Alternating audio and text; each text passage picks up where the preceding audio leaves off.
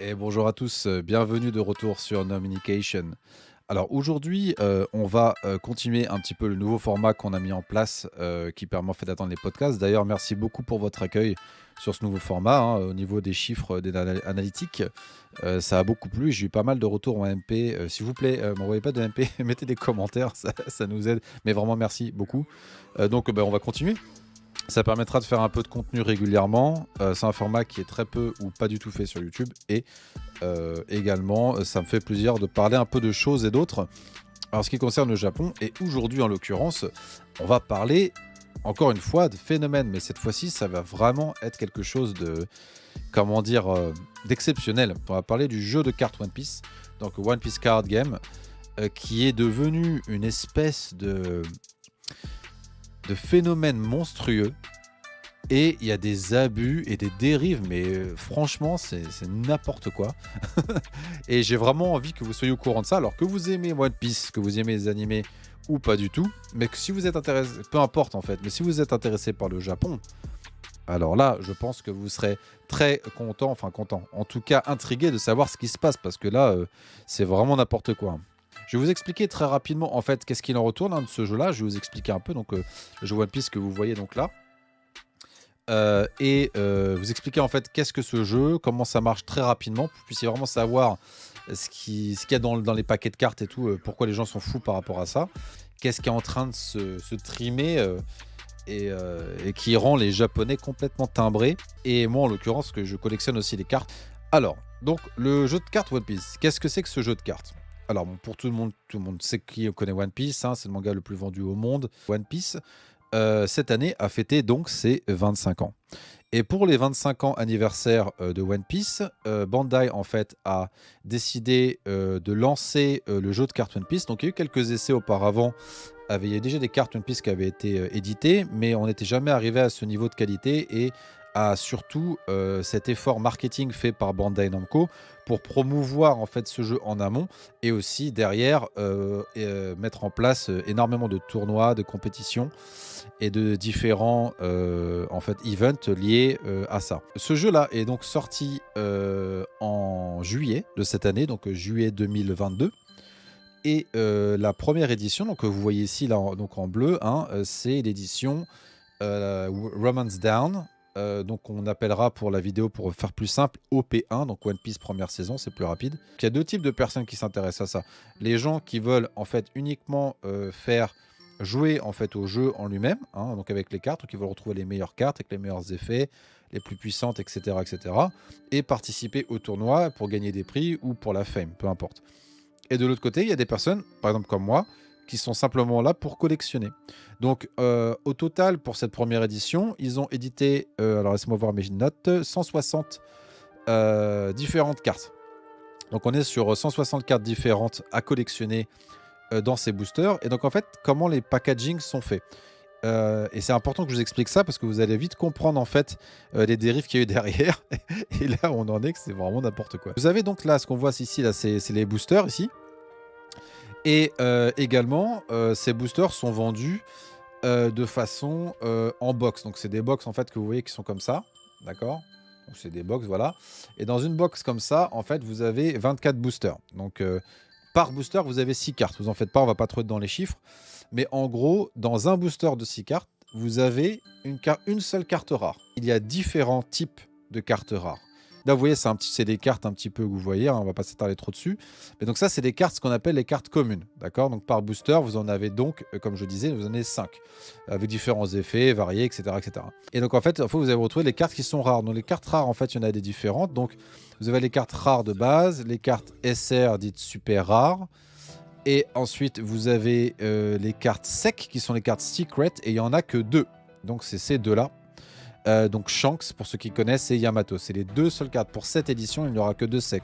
Donc c'est les plus rares. Quand vous avez un booster, je vous ai dit, vous avez une carte rare, mais vous ne savez pas de quelle catégorie ça va être. Ça peut être une secrète, ça peut être une super rare. Enfin bref, vous avez compris le concept. La box que je vous ai montrée, c'est la plus recherchée. C'est ce qui se vend le plus. Ça vaut à peu près 45 € en prix de vente normal. Et je précise bien normal parce qu'on va aller vite comprendre ce qui se passe. Vous avez la garantie d'avoir soit une carte ce qu'on appelle parallèles. Donc c'est des cartes que je vais vous montrer là.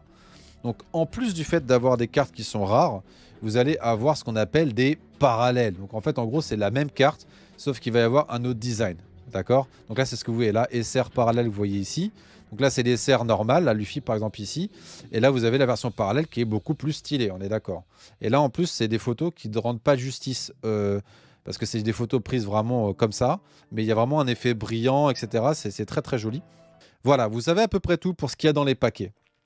Et au niveau des packaging, donc vous pouvez acheter les box, voilà 45 balles, vous avez 24 boosters, avec la garantie d'avoir soit une secret, soit une parallèle garantie par box. Et si vous achetez les boosters normaux un par un, vous n'avez aucune garantie que vous allez avoir une de ces cartes très rares. Bon voilà, c'est pour ça que ces box sont très très recherchées. Voilà, donc maintenant vous savez à peu près tout. Il y a à peu près 160 cartes à collectionner. Voilà, pour l'instant, juste un jeu de cartes, rien de spécial. Et alors, qu'est-ce qui se passe avec ce jeu? Eh ben, on y vient. Je vais vous expliquer. Le jeu, comme je le disais, il est sorti en juillet, d'accord?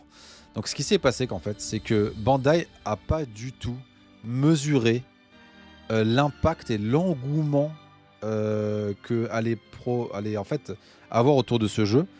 Et les gens se sont mais jetés dessus. Et le problème, en fait, c'est que de 1, Bandai n'avait pas prévu en fait cet engouement. Donc, ils n'avaient pas édité assez de cartes pour contenter tout le monde. Ensuite, il y a une rupture de papier mondiale qui est liée en fait au Covid depuis quelques temps. Donc, il y a une rupture de papier général au niveau des imprimeurs, ce qui fait qu'ils n'ont pas pu en éditer autant qu'ils voulaient. Et pour la réédition, c'est encore plus long et plus difficile. Et troisièmement, il y avait des petits malins, on les connaît, hein, nos amis scalpers, qui ont donc tout de suite compris qu'il y avait un filon derrière ça et qui ont en fait activé tous leurs bots pour tous les shops, etc. Et ils ont tout raflé. Et du coup, on se retrouve en fait sans plus, qu'il n'y a plus de cartes en fait. Et le seul moyen d'obtenir ces cartes, c'est si vous avez un bol monstrueux et vous écumez tous les magasins qu'il y a dans votre quartier, dans votre quartier, à Tokyo ou quoi que ce soit, mais c'est très très difficile de les avoir, à tel point qu'au final, quasiment tout le monde, moi y compris, on a dû acheter les cartes au double du prix, donc à Ichima, donc à peu près 100 € pour avoir une box, donc qu'on retrouvera sur Mercari ou Yahoo Auction. Donc au Japon, donc Mercari, c'est l'équivalent du Bon Coin, d'accord? Donc, vous pouvez acheter des choses que les gens revendent. Mais le truc en fait qui se passe, c'est qu'il y a eu un effet domino. Et que quand les mecs, ils vont mettre leur prix sur Mercari, en fait, c'est complètement au pif en fait. Les mecs ils disent bah tiens voilà moi je veux le double du prix, ça se trouve pas. Et le mec il va le mettre le double du prix, et les gens derrière qui vont arriver sur Mercari, qui ont eu des box et qui veulent les revendre aussi, et tiens ils vont regarder un peu quels sont les prix qui se fait, ils vont prendre le ok il y en a une qui est partie à Ichiman, je les vends à Ichiman, et en fait le prix fluctue comme ça. Et du coup là en tout cas pour OP1 on s'est retrouvé avec une rupture monstrueuse. Et donc là, c'est que la première partie de la folie des cartes One Piece, parce qu'on va vite passer en fait en dehors du scalp monstrueux et du marché secondaire. En fait, je vais vous expliquer quels sont les prix que les cartes ont pris. Parce que là, on parle que des box, d'accord? Donc non seulement c'est extrêmement dur d'en avoir, mais en plus, si vous voulez en avoir, il faut mettre beaucoup plus d'argent que normalement le prix était prévu.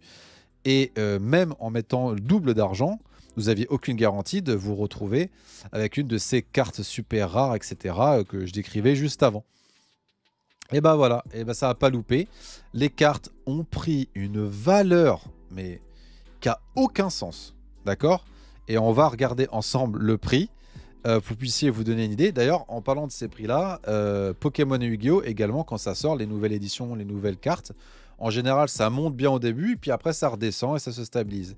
Le problème, en fait, c'est qu'avec les ruptures et avec ce qui se passe autour de One Piece, ça fait depuis quelques mois que ça redescend pas, en fait. Ça fait que monter.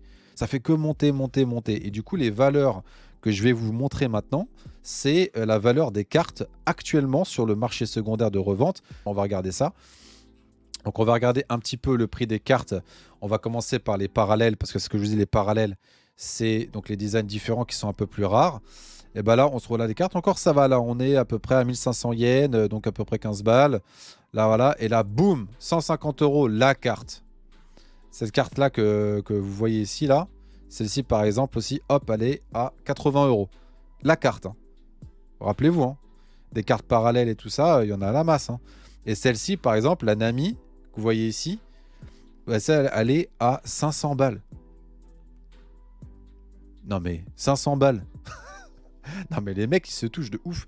Et en fait, à cause de ces ruptures, à cause des problèmes de réédition, à cause des scalps, à cause de l'effet domino sur les marchés secondaires, aujourd'hui, les cartes One Piece ont pris une valeur qui n'a aucun sens. C'est complètement exceptionnel ce qui se passe. Et en plus de ça, ça s'arrête pas, c'est que ça continue. Et on peut monter, parce que là, on était que de parler, mais je vais vous montrer, on va aller au cœur du sujet. À votre avis, les cartes les plus rares, elles sont à combien? Eh ben, on va y monter. Et regardez, bon là, on a plusieurs cartes, vous voyez déjà certains chiffres. On est déjà pas mal, hein. Là, 500 balles la carte, excusez-moi du peu, sachant que, rappelez-vous, hein, une box, à la base, ça coûte 45 euros. Hein. Vous imaginez, si dans la box, vous tombez sur une carte comme ça, c'est bon, vous avez rentabilisé la chose. Et ben, les cartes les plus rares, regardez, c'est la Yamato aussi, qui est très très jolie. Elle est à 400 euros, donc au final quasiment même que la Nami.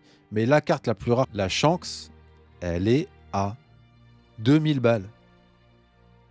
La carte à 2000 euros. Non mais ça n'a aucun sens. Et le pire, c'est que ça fait que monter. Hein, parce qu'il n'y a pas de réédition, donc ça devient de plus en plus rare. Et on ne sait pas quelle valeur ça va prendre, mais ce qui se passe actuellement, surtout avec One Piece, c'est vraiment exceptionnel. Et du coup, pour vous, j'ai calculé en fait la valeur actuelle pour un classeur complet avec les 160 cartes, donc les rares, les secrets rares, les parallèles intégrés et les cartes normales. Si vous avez ce classeur complet, la valeur actuelle d'avoir ce classeur complet est de... je vais le faire en euros pour que ce soit plus rapide. Elle est d'une valeur de 6500 euros. Combien? Le classeur complet. Vous vous rendez compte? Le classeur complet, c'est 160 cartes. Hein. On parle pas du millier de cartes. Hein. 160 cartes, tout compris. 6500 putain de balles. Non, mais c'est de la folie. C'est de la folie. Et ça fait que monter. Hein. Donc voilà, c'est n'importe quoi ce qui se passe aujourd'hui. Qu'est-ce qui va se passer? Parce que le truc, c'est que c'était la saison 1. Mais la saison 2, elle arrive la semaine prochaine. Et donc, la saison 2, voilà, hein, c'est la saison Marineford. Donc, OP2, hein. Et en fait, à cause de tout ce qui s'est passé sur OP1, et bah aujourd'hui, à 90%, vous ne pouvez pas acheter les box en magasin. C'est impossible à trouver. Et même sur Mercari et tout, c'est ultra dur à trouver. La raison est pourquoi? Parce qu'après ce qui s'est passé, tous les magasins se sont mis d'accord. Donc les grandes chaînes de magasins ont permis d'avoir une réservation. Tu fais une réservation en truc limité, les premiers qui viennent sont les premiers servis. Mais c'était très très très rare. Il y a d'autres cas, certains magasins parce qu'on pense aussi aux enfants, parce qu'il y a des enfants qui voulaient jouer à ce jeu aussi.